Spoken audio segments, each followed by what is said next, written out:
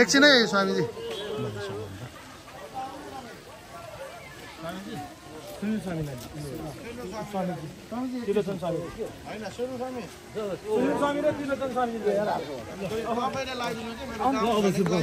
तपाईँ इङ्ग्लिस मान्छे हो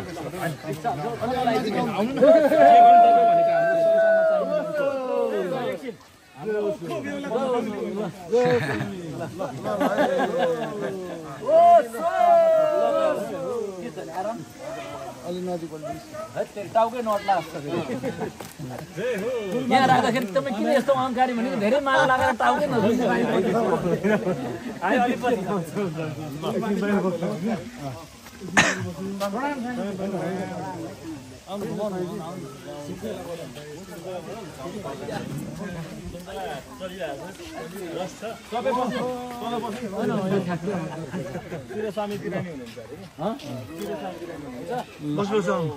एउटा लाउनुहोस् न एउटा चाहिँ लाउनुहोस् न यता आउनु तपाईँ तपाईँ र तिलो जान्छ बस्नु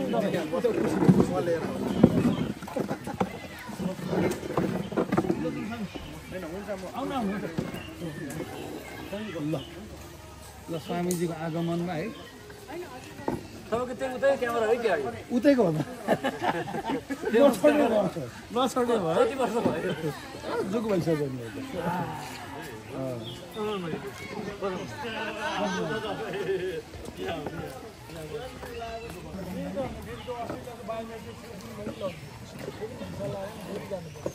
आउनुहोस् न तपाईँहरू माथि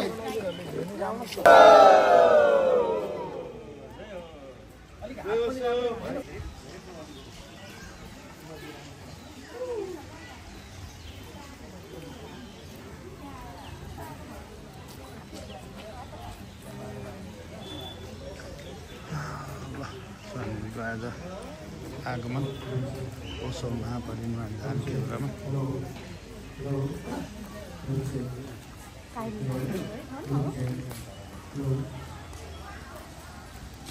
Hello, the mic check 1, sound check. Hello, check. Hello, check. Hello. Sound check. Hello, the mic check.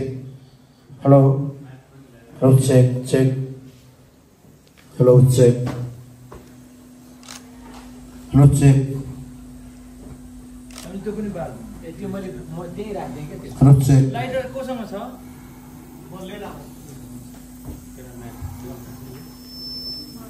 Hello, check. Hello, check. Hello. सम्पूर्ण सन्देशी मित्रहरू भित्र आइदिनु होला बुद्ध हल भित्र रोचेक हेलो रोचेक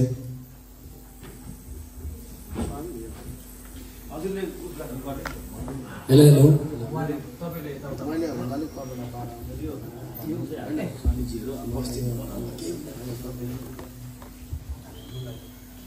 सम्पूर्ण सन्यासी प्रेमी शुभचिन्तकहरूलाई स्वागत छ।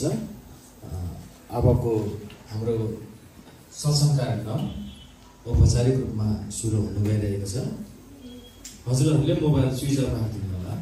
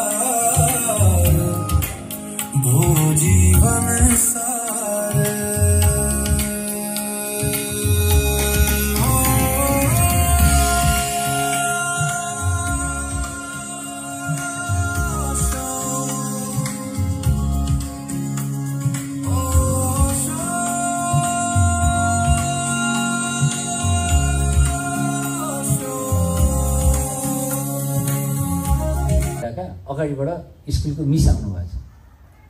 अनि हजुरबाले भन्छ नातिलाई, नाति नाति त त स्कुल नगएको 8-10 दिन भइसक्यो, ऊ मिस आउँदैछ अगाडिबाट, भाग लुक लुक भनेर लुक्न पठाएछ हजुरबालाई।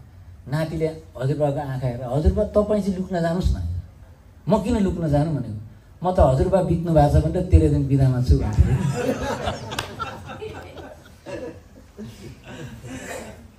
जीवनमा हो त्यस्तो स्मार्टनेस चाहिन्छ कि म लुकेर केही फाइदा छैन, तपाईँ चाहिँ लुक्नुहोस्, मर्नु चाहिँ तपाईँ भएको। अनि 13 दिनमा बिदा भयो। म त 13 दिन त कुल छु। त्यही भएर जीवनलाई पनि कहिलेकाहीँ त्यसरी बिदा लिन पनि सक्नुपर्छ कि।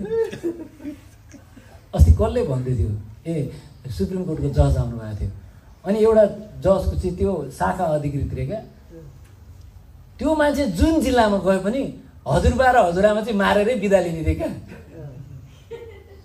21, 22 दिन 2-3 महिना चाहिँ जहिले पनि बिदामा बस्थ्यो अरे। अब एउटा नयाँ जिल्लामा गएको 1 महिनामा मेरो हजुरबा बितेकोमा बिदा भयो भनेर निवेदन दियो। ओ हजुरबा बितेको छ नि कसरी नदिउँ होइन। पछि त त्यो मान्छेको इतिहास हेरेको त हजुरबालाई नि झन्डै झन्डै 30-40 चोटि मारिसकेको छ।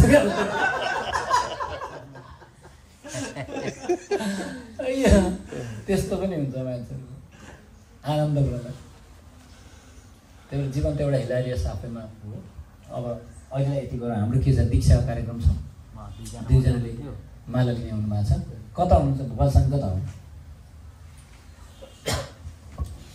आरएसआईको बारेमा बताउन मलाई भन्नुभयो, अलिकति प्रकाश पारिदिनुहोस्। अहिले रजनीश साधना सङ्घ इन्टरनेसनल भनेर हामीले 3 वर्ष अगाडि एउटा यो चाहिँ हाम्रो आफ्नो रिसोर्स म्यानेजमेन्टको लागि खोलेको संस्था हो, जसको उद्देश्य चाहिँ ओशोको दर्शन, ओशोको साहित्य, ओशोको तस्बिर छविहरू, ओशोको अडियो भिडियो र ओशोले जति चिजहरू छोडेर जानुभएको छ त्यसको चाहिँ आध्यात्मिक ग्रोथको लागि संरक्षण गर्ने संस्थाको रूपमा विकास भएको हो यो होइन। यसको स्थापना चाहिँ मलाई लाग्छ 3 वर्ष अगाडि भएको। हामीले 3rd अहिले एनुअल अस्ति गऱ्यौँ अक्टोबरमा। विश्वको अहिले चाहिँ करिब हाम्रो 18-19 राष्ट्रहरूबाट प्रत्येक वर्ष हामीले यो सम्मेलन काठमाडौँमा गर्दा आउनुहुन्छ प्रतिनिधिहरू। र कस्तो भएको छ भन्दाखेरि ओशोको मुभमेन्ट चाहिँ अहिले संसारमा कस्तो इन्ट्रेस्टिङ छ भन्दाखेरि जस्तो भारतमा चाहिँ सबै गुरुहरूले ओशोलाई पढेर बोल्न थाले। अब त्यो ओशोको जोकहरू, उदाहरणहरू, त्यसको कन्टेक्स्टहरू होइन, त्यो शब्दका शब्द। एउटा सद्गुरुको भिडियो नै छ जहाँ ओशोको दस्ताको दस्तै कोटेसन हालेको एउटा भिडियो बनेको छ, मिलियनमा भ्यू छ। त्यो सद्गुरुले चाहिँ ओशोको शब्दको शब्द प्रयोग गरेको, सेन्टेन्सका सेन्टेन्स प्रयोग गरेको देखिन्छ भनेर त्यहाँ उनीहरूले त्यसरी हालेको छ होइन। अनि कस्तो भयो भन्दाखेरि तर एउटा ग्रुपले चाहिँ के गरेको भन्दाखेरि जसको हातमा पुनाको म्यानेजमेन्ट गएको छ उनीहरूलाई चाहिँ उसको काम फैलाउन खासै इन्ट्रेस्ट भयो, किनभने उनीहरूलाई चाहिँ भारतको आश्रमै बेचेर भाग्न मन थियो। र आश्रमै भारतको बेचिसकेपछि आध्यात्मिक कामसँग त काम भएन, युरोपमा बस्ने एउटा अफिस खोल्ने अनि ओशो किताबहरूमा कपिराइट लगाउने, सबैको फेसबुक बन्द गराउने, हामी मात्रै ओशोको प्योर रिप्रेजेन्टेटिभ हो, ओशो कुनै आध्यात्मिक गुरु होइन, गुरु नै होइन, उहाँ एउटा फिलोसफर हो भनेर उनीहरूले चाहिँ किताब प्रड्युस गरेर धेरै महँगोमा किताबहरू बेच्न थाले। अहिले तपाईँ इन्टरनेटमा सेन्ट मार्टिनको किताबहरू तपाईँले इन्टरनेसनल लेभलमा हेर्नुभयो भने जिन खोजा 3 महिनाको त्यो किताब जुन $10 यहाँ छापिन्छ नेपालमा, एउटाको 1000-1200 कतिमा छापिन्छ, त्यो उनीहरूले $60-70 बेचेको छ। अनि त्यो गर्दाखेरि के भयो भन्दा ओशोको जुन किताबहरू हो नि त्यो मान्छेमा एक्सेस भएन। फेरि ओशोको त अहिले शून्यले लेखेको किताब छ। शून्य लेखेको किताबमा के लेखेको छ भन्दाखेरि रजनीशपुरमबाट ओशो इन्डिया आउँदाखेरि चाहिँ रजनीशपुरमको सबै किताबहरू इन्डिया मगाऊ भनेर ओशोले भन्नुभएछ। अनि त्यो जयसहरू पनि पछि सुनेर आएको, त्यहाँ उसले चाहिँ जयसको क्रिटिसाइज गरेको छ। यिनीहरूले ओशोको भिजनै बुझेन सुरुदेखि भनेर। अनि के भयो भन्दाखेरि ओशोलाई चाहिँ आफ्नो किताबप्रति तपाईँले विचार गर्नु, ओशोले 1981देखि दीक्षा दिन छोड्नुभयो। 1981को अप्रिलबाट उहाँले बोल्न छोड्नुभयो र दीक्षा दिन बन्द गर्नुभयो, मान्छेलाई भेट्न पनि बन्द गर्नुभयो। 78देखि चाहिँ उहाँले 78, 79 र 81मा चाहिँ विदेशीलाई मात्रै दीक्षा दिनुभयो, इन्डियन नेपालीहरूलाई चाहिँ इन्डियनहरूले नै दीक्षा दिन्थे, अर्थात् ओशोको अरू शिष्यहरूले दीक्षा दिन्थे। अनि अनि ओशो फर्केर आएपछि त्यो रजनीशपुरमको किताबहरू कहाँ छ तिमीहरूको? त्यत्रो किताब हामीले प्रड्युस गरेको थियो, अल अफ सडन कमेन्ट बन्द भयो नि त रजनीशपुरम, त्यत्रो रिसोर्स कहाँ गयो त भनेर भन्दाखेरि त्यो कतैबाट मगाएर उतै कता गोदाममा राखेको छ भनेर ओशोलाई रिपोर्ट पुगेछ। ओशो पुरा व्यथित भएर त्यो किताब कहाँ छ, किताबको अवस्था कस्तो छ तिमीहरू बुझ्नु, यो उसले लेखेको किताबमा छ। ओके, यो एकदम न्यारेसन गरेको ओशोको डाइरेक्ट डिसाइपलले सेक्रेटरीले लेखेको कुरा हो। के नाम हो? शून्य। शून्य। त्यो तपाईँले सन्यास विकीमा हेर्नुभयो भने ओशो बुक भनेर सुन्नेको किताब हेर्नुभयो भने त्यो तपाईँले त्यसमा देख्नुहुन्छ। आनन्दको किताबमा छ, आनन्दको। आनन्दले चाहिँ के लेखेको छ भन्दाखेरि सुरुदेखि नै ओशोको भिजनपट्टि चाहिँ मिसअन्डरस्ट्यान्डिङ भएको हो भनेर उसले लेखेको छ त्यहाँ। अब आनन्द भनेको चाहिँ पहिला 1980-90सम्म ओशोको सेक्रेटरी, विदेशको सेक्रेटरी भनेर बसेको लेडीहरू हो। अनि त्यो किताब कहाँ छ भनेर ओशोले तिमीहरू दुईजना गएर, कसैलाई नभन, तिमीहरू दुईजना गएर गोप्य रूपमा गएर बुझेर आऊ किताबको हालत के छ भने जाँदाखेरि त पुरै जाली नै जाली, धुलै धुलो, रजनीशपुरमको एक क्वालिटीको। अमेरिकामा छापिएको किताबको क्वालिटी कस्तो हुन्छ, यतिकै पनि राम्रो हुन्छ नि त्यो। अनि त्यो किताबहरू त्यसरी बसेको छ भनेपछि त्यो किताबहरू तिमीहरू लिएर आएर त्यो गोदाम चाहिँ आश्रममै सारा भनेर हुन्छ। जयसले चाहिँ आश्रममा बस्ने ठाउँै छैन, कहीँ मान्छे छैन, त्यो किताब राखेर के गर्ने भनेपछि मेरो कुरा तिमीहरूले बुझेनौ भनेर अब ओशो त इन्लाइटेन मास्टर, उहाँले त एक्चुअली नै भन्नुहुन्छ, झगडा त गर्नुहुन्न नि बसेर। अनि त्यो त्यसरी किताब चाहिँ त्यसरी डाउन साइड भएको रहेछ। अनि ओशोले चाहिँ के गर्नुभयो भन्दाखेरि, तर बोल्न त छोड्नु भएको थिएन उहाँले। ओशोको एउटा बानी चाहिँ के भन्दाखेरि किताबमा चाहिँ उहाँले जीवनको अन्तिम समयसम्म एनर्जी लगाउनु भएको। ओशोको किताबमा स्पेसल एनर्जी हुन्छ, ओशोले आफैले लगाउनु भयो। किन भन्दाखेरि दीक्षा दिन छोडिसकेपछि पनि प्रत्येक प्रड्युस हुने किताब त्यसको मकअप ओशोको टेबलमा जान्थ्यो। प्रत्येक महिना 2-3 किताब पब्लिस हुन्थ्यो। पछि ठुल्ठुलो सिरिजहरूमा पब्लिस भएपछि कहिले कहिले 20-25वटाको एउटा किताब बन्थ्यो क्या। अनि त्यो 20-25वटा भनेको 20वटा भनेको कि बिहान कि बेलुका एउटा लेक्चरको, एक दिनको एउटा लेक्चर हुन्छ भनेपछि 25 दिनको लेक्चर हुन्छ। पछि उसले बिहान बेलुका बोल्न छोड्नु भयो, एक टाइम मात्रै बोल्नु भयो। अनि त्यो किताबहरू चाहिँ लास्टमा निकाल्दाखेरि चाहिँ उसले यसको डिजाइन, त्यहाँ तपाईँले विचार गर्नु चाहिँ एउटा भिडियो छ नि, उसले फोटोहरू खिचाउनु भएको, पुरा पोज गरी फोटो खिचाउनु भएको छ पुना 2 मा। त्यो चाहिँ के भन्दाखेरि किताबमा छापिने फोटोहरू बनाउनको लागि खिचेको हो क्या, त्यो फोटो सेसन गरेको छ। कभर पेजहरू, कभर पेजको लागि ओशोले आफैले पोजिङ गरेर यस्तो गर्दै उता गर्दै, यस्तो बस्दै उता गर्दै त्यसरी फोटो खिच्नु भएको। किन भन्दा यो चाहिँ किताबमा राख्नलाई भनेर। अनि त्यो अन्तिम 19 ओशोको अन्तिम लेक्चर भनेको Zen, freedom from one self, the Zen manifesto भन्ने किताब हो। त्यसको लेक्चर 1989 को अप्रिल 10 तारिकमा सम्मासती भन्ने अन्तिम लेक्चरबाट बन्द भएर ओशोले बोल्न छोड्नु भएको। र त्यो किताबको पनि कभर डिजाइन सबै ओशोले चाहिँ किताब चाहिँ अन्तिम दिनसम्म किताबको एक किताबको डिजाइन कस्तो भएको छ भनेर हेर्नु भएको। त्यही भएर ओशोले के भन्नु भन्दाखेरि मैले बोलेको शब्द यो शब्द मात्रै होइन, यो शब्दभित्र निशब्दको ठुलो एउटा बीज छ। त्यही भएर मैले मेरो लेक्चरहरू सुन्दाखेरि तिमीले शब्द मात्रै सुन्दैनौ, मेरो साइलेन्स पनि तिमीले सुन्छौ भनेर भन्नुभएको। अब तपाईँले अहिले कस्तो त किताबै महँगो बनाइदिए, त्यो किताबमै ओशोको फोटो हटाए, जे पाए त्यो किताबहरू आउन थाल्यो, कताको जोडेर कता के भन्ने। जस्तो पुनाबाट निस्किने किताबमा सन्यासको बारेमा लेखेकै हुँदैन। अब बुक अफ विजडम भन्ने किताबमा यत्रो मोटो किताब छ, त्यो तपाईँले इन्टरनेटमा हेर्नुहुन्छ। त्यो बुक अफ विजडममा कम्पेयर गरेको छ क्या अरिजिनल किताब र पुना जसले चाहिँ ओशोको रिप्रेजेन्ट गर्छ त्यसले छापेको किताब। त्यो किताबको अरिजिनल मोटो यत्रो किताब छ, त्यो टोटल जोड्ने हो भने करिब 500 पाना होला, तर 200 पाना गायब छ त्यो किताबबाट।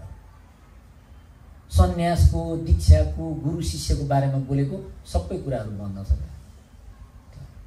त्यही कारणले गर्दाखेरि आरएसएसआई बनाएको कारण चाहिँ के भन्दाखेरि ओशोको चाहिँ भिजन चाहिँ त्रिकोणीय भिजन हो। एउटा कम्युनको भिजन हो, मान्छेहरू आएर कम्युनमा बसौँ, ध्यान गरौँ, एउटा बुद्ध फिल्ममा भनौँ। अर्को कुरा ओशोको लिटरेचर किताबहरूको भिजन हो, अनि अर्को ध्यान शिविरको भिजन हो। यो 3टा भिजनमा ओशोको मोमेन्ट चलेको हो पहिलादेखि। एउटा कम्युनमा जहाँ बुद्ध चित्र हुन्छ, अर्को किताबहरू हुन्छ जो ओशोले बोलेको बाणी हुन्छ, र अर्को त्यो दुईटाको मिलन भनेको ध्यान शिविर हो। कम्युनमा मात्रै बसेर फाइदा छैन नि त, ध्यान हुँदैन भने त मान्छे जहाँ बसे पनि भयो नि त। कम्युन किन भन्दाखेरि कम्युनमा ध्यान हुन्छ, त्यही भएर कम्युनमा बस्ने। यो सेन्टर किन बनाएको, यो बिल्डिङ नबनाए पनि यतिकै पनि चल्थ्यो होला नि त, किनभने हामीले ध्यान गर्ने हो नि त। त्यही भएर ओशोको यो 3टा चिजको मोमेन्टलाई चाहिँ त्रिकोणीय विकास गर्नलाई लिटरेचर, ध्यान शिविर पनि प्रोपरली गराउनु पर्यो। ध्यान शिविर पनि ओशोको दिएको इन्स्ट्रक्सनहरूलाई यताउता नगरिकन सिकाइदिनु पर्यो। सिकाउनलाई त्यो चिज सिकाउनलाई ट्रेनिङ गराउनु पर्यो मान्छे। यो चाहिँ हामीले अलिकति ट्रेनिङ गरायौँ होइन। हामी पनि ट्रेन भइरहनु पर्छ, किनभने ओशोले बोलेको कुरा सबै बुझिँदैन एकैचोटि, त्यो त ध्यान गर्दै आउँदा बुझिने हो। त्यही कारणले त्यसलाई हामीले ओभरअल डेभलपमेन्टको एउटा प्लेटफर्म बनाउनलाई आरएसएसआई हामीले बनाएको। अहिले आरएसएसआई भारत बनेको छ, आरएसएसबी भनेर, रजनीश साधना सङ्घ भारत भनेर अर्को नयाँ संस्था पनि दर्ता भएको छ। त्यसबाट पनि हामी काम सुरु गर्दैछौँ र ओशोको जुन एउटा भिजन छ त्यसलाई विश्वभरि कहाँसम्म फैलाउन सकिन्छ भनेर हामीले त्यो काम गर्ने। जस्तो मलाई त म यहाँ पूर्व 1 नम्बर र 2 नम्बरको कोअर्डिनेटर हुनु हाम्रो आरएसएसआईको होइन। त्यही भएर म त 2 महिना 3 महिनामा आइरहन्छु, तर काम गर्ने तरिका फरक छ। अब कम्युन मात्रै खोलेर मान्छे आउँदैन, सोसियल मिडियाको जमाना हो। सोसियल मिडियामा मात्रै बोलेर पनि हुँदैन, मान्छेसँग प्रत्यक्ष पनि बोल्नुपर्छ। सोसियल मिडियामा त 10 किसिमको कुराहरू आइरहेछ नि, तर मान्छे भेटाउँदाखेरि जुन एउटा युनिक एक्सपिरियन्स हुन्छ त्यो फरक छ। अब चाहिँ कस्तो खालको जमाना आयो भन्दाखेरि तपाईँले विभिन्न ठाउँहरूमा गएर मेडिटेसनको अवेरनेस गराउने, स्कुलमा गएर, कलेजमा गएर, डिफ्रेन्ट किसिमको संस्थाहरूमा गएर। मैले नि 7-8 प्रोग्राम दमकमा गरेको, बल्ल दमकमा एउटा रिजल्ट देखिएको छ। अब दमकबाट मान्छेहरू यस्तै घर भएका मान्छेहरू तपोवन गएर दीक्षा लिएर आइसके। आज हामी एकजना माझीको घरमा गयौँ, हाम्रो सेन्टरको नजिकै। त्यो रेगुलर मिहिनेत गर्ने काम हो यो। र तपाईँहरूले यहाँ जस्तो म अहिले पनि के भन्छु भन्दा यो धरानको काम गर्नु हो भने धरानको काम चाहिँ कसरी यहाँ हुन्छ भन्दाखेरि सुरुमा मान्छेहरूलाई यहाँ बोलाउने होइन, यिनीहरूले के कुरा चाहिँ अनौठो तरिकाले गर्छन् भनेर मान्छेले सुनाउने ठाउँ प्लेटफर्म बनाउने। जस्तो प्रत्येकचोटि आउँदाखेरि 4वटा 5वटा प्रोग्राम राख्ने, 2-2 घन्टाको स्कुलमा, कलेजहरूमा, उद्योग वाणिज्य सङ्घहरूमा, डिफ्रेन्ट किसिमको जस्तो महिला ग्रुपहरूमा भयो, प्रहरी प्रशासनमा भयो, कर्मचारीहरूमा भयो, त्यो प्रोग्रामहरू हामीले गऱ्यौँ भने 1-2 वर्ष हामीले 8-7 प्रोग्राम गऱ्यौँ भने चाहिँ अनि 1 दिनको शिविर लगाउँदा त्यो मान्छे आएको हो भनेर अनि मान्छे 1 दिनको शिविरमा आउँछ। 1 दिनको शिविरमा जब 5वटा 4वटा उस ध्यान गर्छ नि, यो चाहिँ राम्रो रहेछ, एकदमै लाइट फिलिङ भयो भनेर जान्छ। हामीले दमकमा अस्ति 1 दिनको प्रोग्राम गऱ्यौँ, 275-80 जना मान्छे आएको थियो। 1 दिनको शिविर पुरै त्यो हल, त्यो हाम्रो ग्राउन्डको एक कुना पुरै भरिएर हामी मजाले गरेको। त्यही भएर अहिलेको जमाना भनेको सोसियल मिडियाको जमाना हो र चिजहरूलाई स्पष्टता साथ बताउनु पर्ने जमाना हो, किनभने विचारवान भएको छ मनुष्य। यो सबै कुराहरूको प्लेटफर्म र हामीले अहिले तपोवनले किताब छाप्नै नभइरहेछ, किताब यति क्युमा छ। तपोवनले अहिले 260वटा किताब पब्लिस गरिसक्यो। 260वटा ओशोको किताबहरू हामीले पब्लिस गरिसक्यो नेपालबाट। संसारको सबभन्दा हरितन्नम देश हो तपाईँ इकोनोमीमा हेर्ने हो भने नेपाल, सबभन्दा गरिब देश हो। तर रेगुलरली त्यसमा राखेर मान्छेहरूको सहयोग लिएर हामीले ओशोको लिट्रेचर पब्लिस गरिरहेको छ। जुनसुकै पनि लिट्रेचर उहाँको खोलेर पढ्नुहोस्, एक किसिमको स्पष्टता र इन्साइट तपाईँले भेट्नुहुन्छ होइन। त्यो एउटा भयो। अनि अर्को कुरो आरएसएसआईले प्रत्येक वर्ष हामी भेला भएर कुन ठाउँमा के लिमिटेसन छ, कसरी त्यो लिमिटेसनलाई पहिचान गर्ने र त्यसलाई कसरी समस्या समाधानको एउटा अर्को स्तरमा लगेर कुराहरू चाहिँ मानिसहरूसम्म ओशोको भिजनलाई पुर्याउने, त्यसको ग्रुप डिस्कसन हामी त्यहाँ गर्छौँ। त्यसपछि हाम्रो एउटा घोषणापत्र हुन्छ, हामी यो अब अर्को साल यसरी गर्ने भनेर हामीले गरेका छौँ। र अब ओशो सबै पढ्ने, संसारभरि मान्छेले ओशो पढ्न थाले। अब इन्डियामा अस्ति इन्डिया जाँदाखेरि बिहानमा नै रनिङ गरिरहेको थियो, भिडियो हेरेर रनिङ गरिरहेछ। हामी बम्बई जाँदाखेरि एउटाले आएर देखायो, हामी माला लगाएर हिँडेको, हेर्नुहोस् न म कुदिरहेको छु तर ओशोको भिडियो पनि हेरिरहेको छु भनेर कानमा लगाएर सुनिरहेको थिएँ युट्युबबाट। भने ओशो भनेको चाहिँ अब अहिले बिस्तारै डे फ्याक्टो जस्तो एक किसिमको गुरु भएर आउनुभएको छ। त्यसै हुनाले हामीले साधनामा, जसले हामी ओशोको मार्गमा लागेका छौँ, हामीले पनि साधनामा आफूलाई रूपान्तरण गर्दै जीवनलाई त सुखी बनाउने हो, तर सुखको आशा गरेर बिताउने होइन क्या, सुखी भएर बिताउने हो। हाम्रो जीवन चाहिँ सुखको आशा गरेर बस्छौँ क्या हामी, भोलि हुन्छ पर्सि हुन्छ, कहिल्यै हुँदैन त्यो आशा गर्ने होइन, सुखी भएरै बस्ने बाँचेर। म भोलि सिटी बजाएर गीत गाउँछु भन्ने होइन क्या, अहिले सिटी बजाउनै गाइहाल्ने, नाचिहाल्ने। अनि तपाईँ किन बढी हाँस्नुहुन्छ भनेर सोध्यो भने अहिले हाँसिहालेको छ त्यही भएर देख्नुभयो तपाईँले भन्नु, भोलि हाँस्छु भनेर बसेको होइन म भनेर। तपाईँ किन यति आनन्दित हुनुहुन्छ भनेको होइन सर, आनन्दित त तपाईँ प्लान गरेर भोलि हुनु होला, म चाहिँ तपाईँ भोलि गर्नु होला, म चाहिँ अहिले गर्छु, अनि ब्यालेन्स गराउने छ।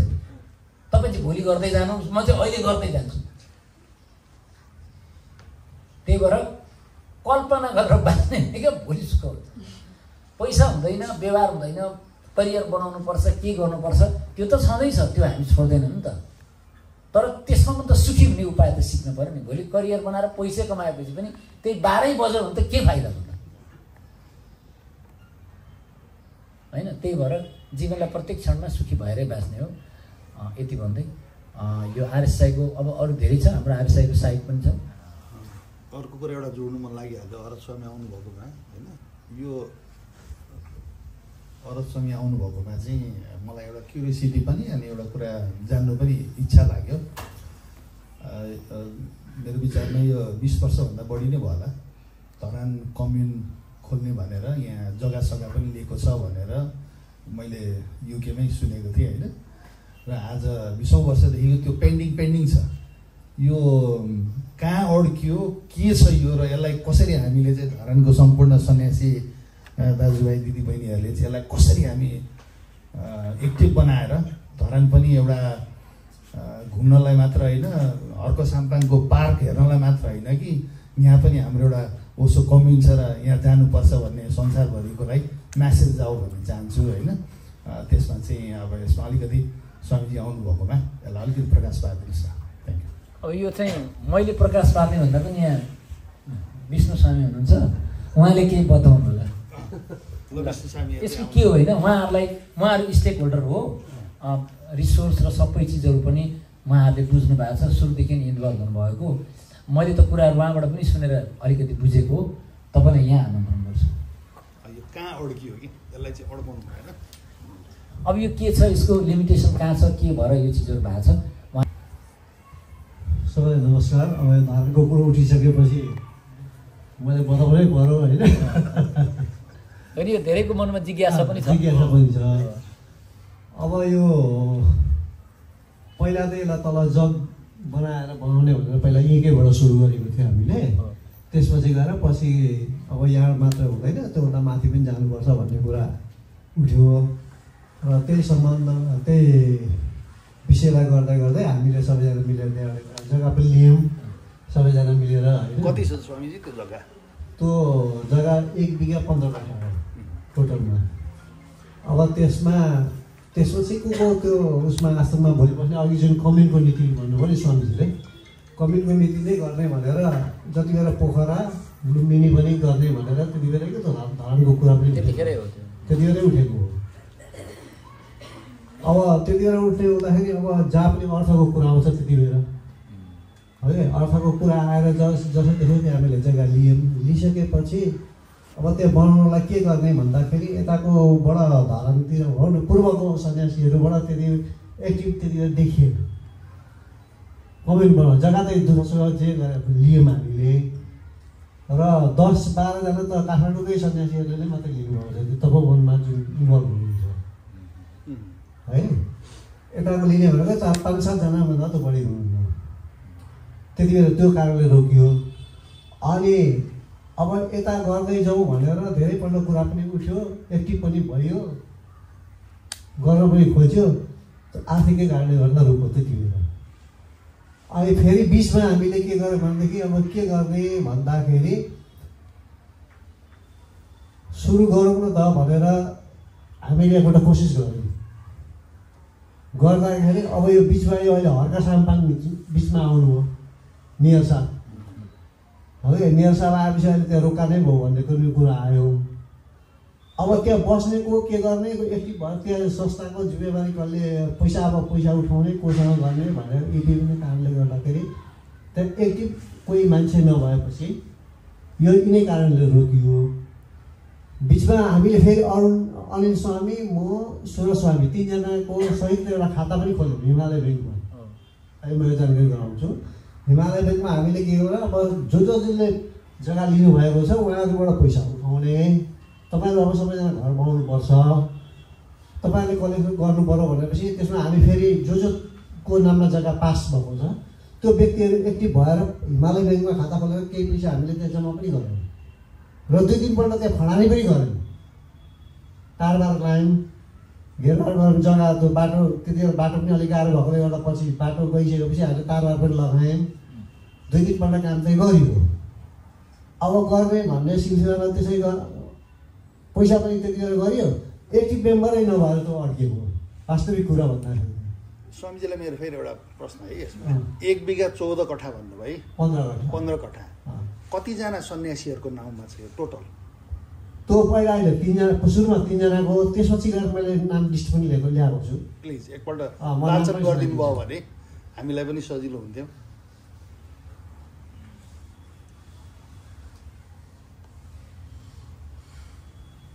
टोटल जग्गा कतिजनाको नाममा छ भन्ने कुरा हो होइन, हामीले किताबको त्यसो गरेको थियो। किताबको स्वामीजी अरू स्वामीसँग सल्लाह भएर है के भन्नु भने जसले पैसा दिनुहुन्छ उहाँहरूलाई चाहिँ 1200 स्क्वायर फिटको जग्गा दिने, जसले पैसा दिनुहुन्छ उहाँलाई चाहिँ किताकाट गरेर पासै गरिदिने भन्नुभयो। त्यसको मास्टर प्लान बनेको छ कि छैन? मास्टर प्लान योजना फाइलमा बनाएको छ, फाइलमा बनाएर प्लानिङ पनि गर्ने भनेर सबै हामीले अर्गनाइजमा लगाइदिएको थियो होइन। प्लानिङ गर्ने भन्यो, प्लानिङ गरेर पनि दियो। त्यसपछि हामीले जस्तो कति भनेदेखि सुदीप पौडेल जुन तपाईँ बनायो हुनुहुन्छ उहाँको नाममा पास छ एउटा टुक्रा, 7.5 1200 स्क्वायर फिट भनेको 7.5 जग्गा हुन्छ है। जस्तो हरिभक्त श्रेष्ठ, द्वारिकाल श्रेष्ठ, खेमनाथ डल्लाकोटी,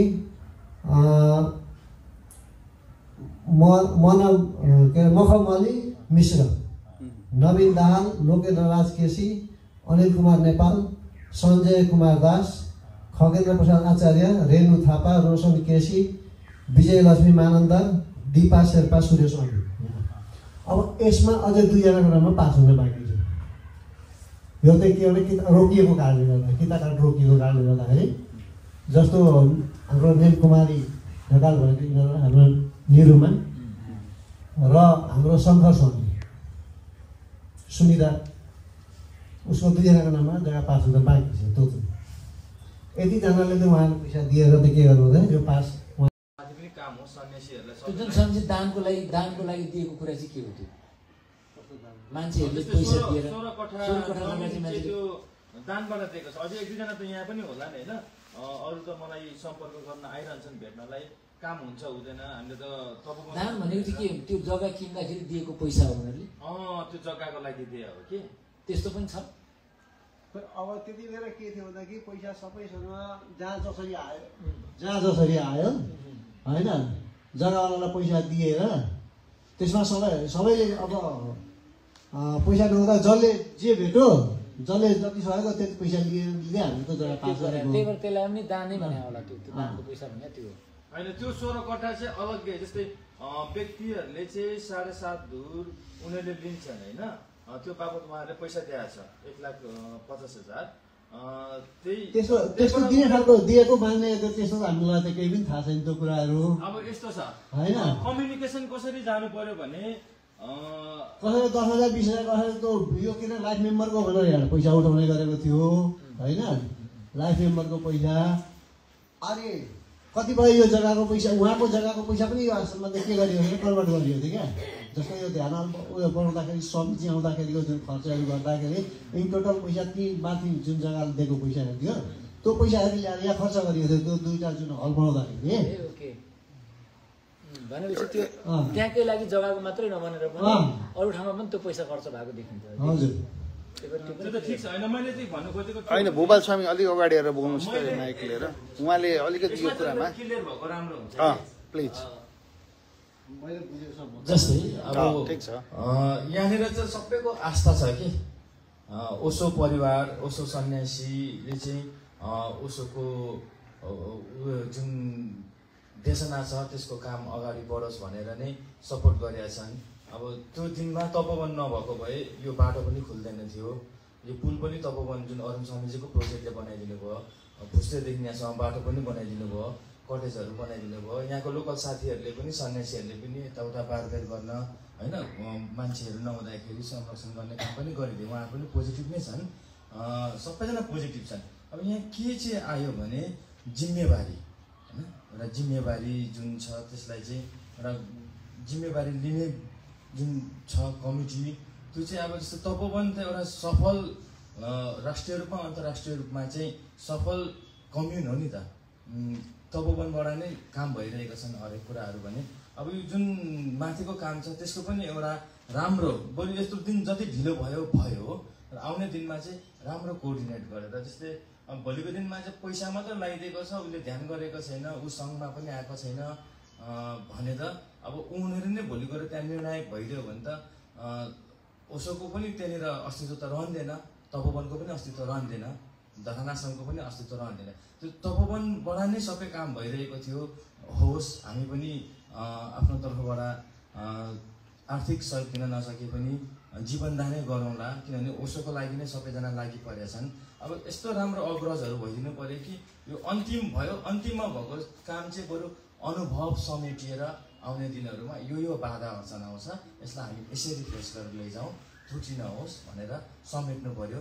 र त्यो जुन 1 बिघा जमिन छ त्यो डिस्ट्रिब्युट गरेको छ, त्यहाँनिर बुद्धहरूको लागि पनि छुट्टै दिन्छ। त्यसपछि अरू पनि त अब 16 कट्ठा जोडिएको छ होइन, निस्वार्थ रूपमा व्यक्तिले दिएको छ, उनीहरूलाई जग्गा उनीहरूलाई नाममा पास गरिदिनु पर्दैन। त्यो पनि अब गार्डनिङ बन्ला होइन, केही पार्किङको लागि ठाउँ होला, कहीँनिर केही न केही त हुन्छ नि त अब कम्युनभित्र। त्यो एकैछिन मैले भुवाल स्वामीलाई अलिक प्रश्न गर्नु खोजेँ, त्यो 16 कट्ठा जुन जग्गा भन्ने हुन्छ नि, यो 1 बिघासँग रिलेटेड हो कि 1 बिघा 15 कट्ठा हो कि अर्को हो? त्यो 1 बिघाको त प्रोजेक्ट बन्यो, 1 बिघाको प्रोजेक्ट बनिसकेपछि अब अरू जमिन पनि आवश्यक पर्छ होला कम्युनलाई भनेर चाहिँ जग्गा लिने कुरा भयो। त्यो जुन बेच्ने मान्छे पनि आयो होइन, उसलाई पास पनि गराइदियो, गराइसकेपछि उसलाई जुन भनेको भाकामा चाहिँ विविध व्यस्तताको कारणले गर्दाखेरि अब स्वामीजीहरू काठमाडौँमा, पोखरामा, इनोरामा हुनुहुन्थ्यो नि त, उहाँले भेटेन, नभेटेपछि चाहिँ अनि यहाँ आयो। अब यहाँ आएपछि उसलाई त भाका उसको मुद्दा चलिरहेको थियो, पैसा चाहिएको थियो, अनि त्यो अवस्थामा उसलाई चाहिँ त्यो अनुदान जसले गर्यो उनीहरूसँग पैसा सङ्कलन गरेर अनि त्यो पैसा दिएको, उनीहरूले चाहिँ कुनै शर्त लिएको होइन, निस्वार्थ दान दियो, बिर्स्यो क्या। तर एउटा त्यो दान दिने मान्छे चाहिँ को हुनुहुन्छ? नेम लिस्ट छ मसँग, राखिदिएको छु। यो त्यो दान दिनेको नेम लिस्ट चाहिँ मसँग छ। त्यो दान त दानै भयो होला नि त, फेरि दान त दानै भयो होला नि। त्यो दानै भयो। अब त्यो कम्युनमा जोड्यो होइन। अब त्यो कम्युनलाई चाहिँ कसरी लाने, कसरी सफल बनाउने, त्यो कुनै पनि सफल आश्रम बनाउनको लागि त सफल आश्रमकै हात चाहिन्छ। दानमा त तोकेर मैले जस्तै त्यो प्लटको कति भन्नुभयो नि 1200 स्क्वायर फिटको तोकेर दिएको होइन होला नि त होइन, अब कसरी बढिदियो होला, कसरी कम दियो होला। त्यसमा प्लस त्यो कम्युनमा चाहिँ काम होस्, त्यो अलग काम होस् होइन, सबैलाई समेट्न सकोस् भनेर चाहिँ अझै त्यसमा हैसमा हैसे होस् भनेर चाहिँ दान दिएको हो क्या उहाँहरूले। यो कुरा विष्णु स्वामीलाई अवगत छ? यो कुरा चाहिँ एकदम क्लियर छ कि यसमा चाहिँ कन्फ्युजन नहोस्। त्यसमा मैले बुझेसम्म है, हामीहरूको त्यतिखेर के सिस्टम थियो भनेदेखि पैसा लाइफ मेम्बर उठाउने यसको लागि यहाँ तलको कम्युनको लागि हामीले पैसा उठाएको र त्यो पैसा त्यतिखेर कस्तो चलेको थियो भन्दाखेरि उहाँको पैसा यहाँ स्वामीजी आउँदा यहाँ पैसा कन्भर्ट गरियो र यो पैसा पनि हामी के भन्छ उहाँ पैसा जस्तो लाइफ मेम्बर जो बनाइयो नि, लाइफ मेम्बरको यहाँको लागि जुन लाइफ मेम्बर बनाइयो त्यो लाइफ मेम्बरको पैसा चाहिँ लगेर उनीहरूलाई जिम्मा दिएको, उनीहरूले त्यो पैसा चाहिँ त्यही जग्गा त्यहाँ भोलि के भनेदेखि बस्ने ऊ गर्ने भनेर दिएको होइन, लाइफ मेम्बरको पैसा उनीहरूले दिएको हो। कतिजनाबाट यो मलाई थाहा छैन, हामीले पनि पैसा दिँदै पैसा त्यहाँ हालेको होइन, सबैजना मिलाएर 2-4 त्यो पैसा उसलाई उठाएर दिएको होइन, कसैले आफ्नो गोजीबाट पनि हालेर दिए होइन, किन उसलाई पनि तनाव भएको थियो, कोसँग 2-4 जग्गासँग उसले पैसा मागेर ल्याएर को लाइफ मेम्बरको पाउँदै भन्दा पैसा ल्याएर दिएको होइन, पैसा त्यस्तो दियो होइन, उनीहरूले त्यो दिएको दिँदाखेरि चाहिँ के भनेदेखि त्यो जग्गा चाहिँ उनीहरूलाई हामीले दिनुपर्छ भनेर पैसा दिएको होइन, त्यो त यो चाहिँ भनौँ न 1 बिघामै जोड्नलाई दिएको, त्यसैमा जोडियो। त्यो पैसा कन्डिसनल होइन रहेछ भन्ने बुझ्यो, त्यतिको होइन, त्यो कसैको कुनैको होइन, हामी त्यो कुरा हो। त्यो बेला कसैले सङ्घाल्नु पर्यो नि त, एकै ठाउँमा त गाभियो नि त, एकै ठाउँको जग्गा हो त्यो त अलग्गै एउटा व्यक्तिको उनीहरूले हामीले दिएको हामीलाई दिनुपर्छ भन्ने खालको त्यो खालको होइन, त्यो जग्गा पनि यो 1 बिघा जुन छ हामीले पहिला 1 बिघा लियौँ पछि त्यो जग्गा पनि लिएको हो, त्यो सबै मिसिएर आउँदा सङ्घीय मिसिएरै आएको, त्यो सबै मिसिएर आउँदाखेरि जति आफ्नो प्राइभेट जग्गा भन्दा बाँकी कम्युनको लागि छ नि त्यसैमा रिफ्लेक्ट भएको छ होइन। अब त्यो कसले कति पैसा दियो त्यो त्यसको क्लेम त त्यो हुलसम्मै गइहाल्यो होइन।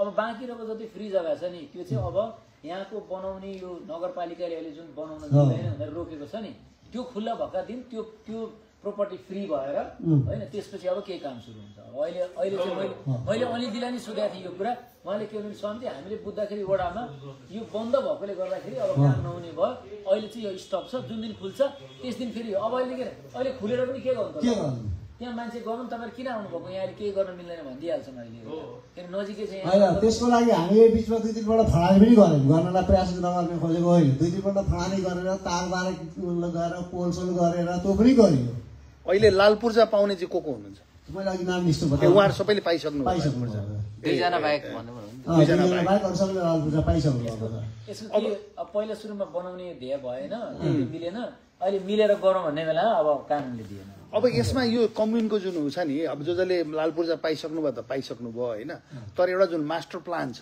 ड्रइङ गरेर राखेको त्यसमा कुनै कार्य समिति बनेको छ एक्जिक्युटिभ बोर्ड छ कोही एक्जिक्युटिभ कमिटी बनेको छैन केही बनेको छैन त हामीले टेम्पोररी पनि हामीले के गर्नु 3 जनाले जस्तो खाता पैसा त कसैप्रति त विश्वास त गर्नु पर्यो नि त जस्तो मानिसहरू अनिल सरले के भने काठमाडौँको मान्छेको म 3 जनाको नाममा संयुक्त खाता पनि खोलियो यहाँ यो संस्था बाहेकदेखि अलग्गैबाट पनि काम गर्ने भनेर हामीले त्यहाँ खाता पनि खोलियो खाता हिमालय ब्याङ्कमा खाता खोलेको छ है त्यहाँबाट 2-4 पल्ट सफा गर्ने काम पनि गरियो काम त्यसलाई सफा गर्ने काम पनि गरियो अब संस्थै नबनेपछि त कार्य समिति के अहिले पछि यो अब यो जसमा फुवा हुँदैन त्यसको लागि त अहिले केही नै छैन यो कुरा के क्लियर मैले समअप गरिदिन्छु अहिले के भएको छ भन्दाखेरि जतिले डोनेसन दिनुभएको थियो त्यो होलसेलमा त्यो पैसा आयो त्यसको अलिकति पैसा यहाँ पनि खर्च भएको रहेछ स्वामीजी आउँदा बन्नेमा त्यही भएर त्यो पैसा त्यसको खर्च यहाँ पनि रिफ्लेक्ट अलिकति भन्छ अब त्यो बाँकी रहेको पैसा त्यहाँ पनि अब कमन जग्गामा लागेको देखियो त्यो पैसा त्यो हिसाब सिताब रापसाप भएको किनभने मैले कुनै संस्थामा लगेर पैसा दियो भने यो झ्याल चाहिँ मैले लगाएको यो झ्याल चाहिँ मेरो भन्न पाइँदैन नि त होइन मैले नि किने भयो भने त्यो त गइसक्यो सिद्धियो होइन अब तर अब बाँकी बाँकीको जुन 1 बिघा कति 16 कट्ठा त्यो जग्गा छ जुन कम्युनको लागि त्यो चाहिँ अहिले स्वामित्वमा मात्रै छ कसैको किनभने त्यहाँ संस्था नभएको कारणले गर्दाखेरि सम्पत्ति मात्रै हो अहिले त्यो त्यहाँ संस्था छैन क्या अहिले अब जुन दिन संस्था बनेर संस्थाको लागि काम सुरु हुन्छ कमिटी बन्छ त्यो कमिटीले त्यहाँ काम सुरु गर्छ जिल्लामा दर्ता हुन्छ के हुन्छ भनेपछि अब जबसम्म त्यहाँ त्यो जग्गा नाप्ने त्यहाँ बनाउने कता खाल्टो खन्ने पोल कता खन्ने हल कता बनाउने भन्ने कुरो ननिस्किजेलसम्म संस्था बनाउनु पनि कुरो भएन अब हुँदैन अब संस्था झगडा गर्ने किन बनाउनु अनि त्यो माथिको लागि नामाकरण पनि भइसकेछ कि के छ